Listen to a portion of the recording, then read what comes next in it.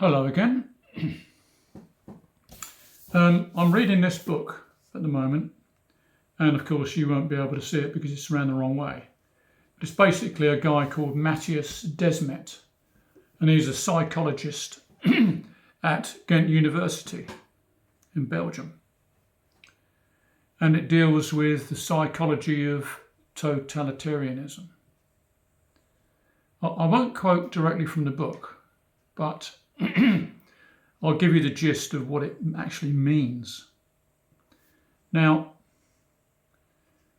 it has been said in history that certain people could hypnotize crowds with their charisma and their personality.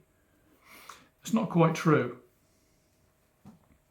Now, they say the man from Austria, the one with the distinct moustache, he could hypnotize the masses. He couldn't.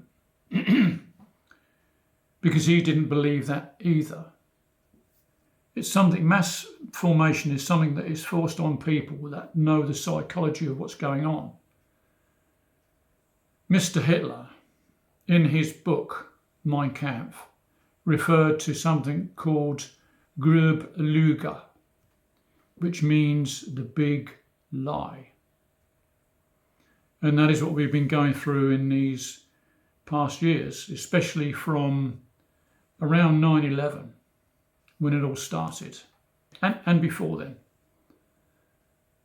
Now, hypnosis can be achieved by one's control over another person, but the controller is always very aware of what is going on and is awake to what is going on. There is a distinct difference between hypnosis and mass formation. With mass formation, the person relating the story is usually in the grip of the story itself, but not the narrative. They know that they are fooling you.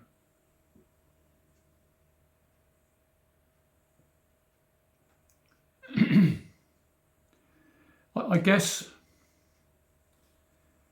there's an old adage that says, if you tell a lie long enough and often enough, you will eventually come to believe it. And of course, some of these people actually do believe what they're saying is very, very true. There are certain politicians in this world who believe emphatically stand by their beliefs, come hell or high water.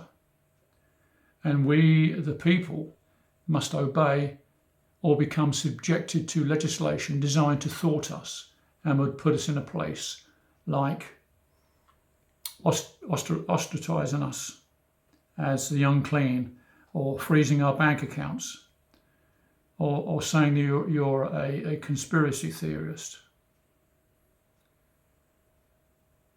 And that's the language they use. And these people believe wholeheartedly that they are right and are following the correct path. Now, Mr. Hitler, he believed so much that he put in place a plan to euthanize the whole nation should they lose the war. Pretty radical, huh?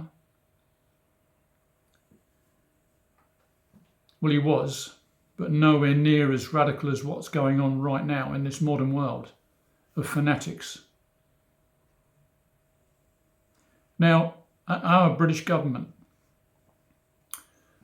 has a team of people called SAGE, S-A-G-E, that is the Scientific Advisory Group for Emergencies.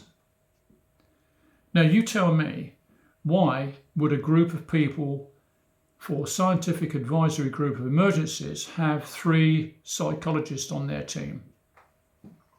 Bit strange that, isn't it? I'm just asking for a friend. It seems to me to be much a part of a much larger plan. 2 years ago, I would have been accused of being a conspiracy theorist and probably banned from all social media platforms. And I still have friends and family who would have me put in jail for my beliefs. But as difficult it is, I stay resolute in my opinion, regardless of what people think of me or what they do to me. And it's my humble opinion that they are the people that should be jailed for their naivety, because people are being naive. I think a lot more people now are gradually waking up to what is going on, but not everyone, especially the governments.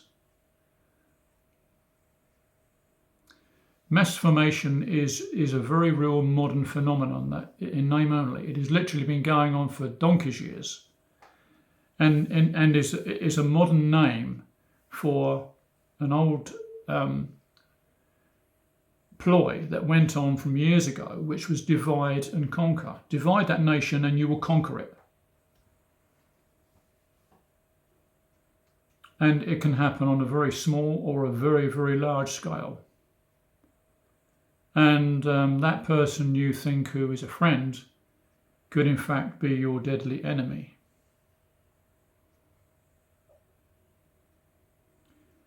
And this, what has been happening in these last 2 or even 3 years, is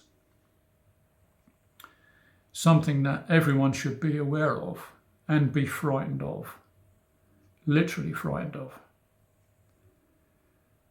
Because we are not being told about the collateral damage of what's happened in these past 2 years, with the lockdowns and everything else that has gone on. People feel isolated, and that's all part of the plan, for you to be isolated and called names. And you have to be very, very strong to withstand that. And it certainly isn't easy, I can assure you of that. And make no mistake, there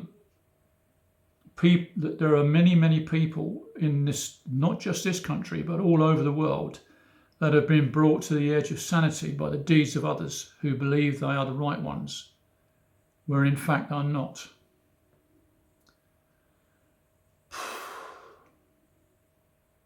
We seem to be in a situation where we have the four horsemen of the apocalypse. And that's the way it seems to be. I've got no answer for it apart from paying attention and to reading books like this. This book is one of the most important books ever written, ever. And I encourage you to look for it and possibly buy it. In actual fact, there is a journalist called, what's his name? John. He's an Irishman. I can't think for the life of me what his name is. And he does a very, very good review on this book. What I will do, I will put a link to that, and you don't have to buy the book. You can read John's synopsis of that book. And John is he's an Irishman. He's a very, very good journalist, but because of what's happened over these last few years, especially with Julian Assange, he does not accept to being a journalist in modern terms, because journalism has been debased because of that incident. Anyway, I'll leave you with just these few thoughts. And even if you don't agree with me, please have a look at the link I will leave, because although it's a little bit high-minded, it's difficult for an English person to understand it. But if you're not English, just bear with it. It's a very, very inciting and exciting book to read. Trust me, I'm a builder. Thank you for listening. Bye-bye.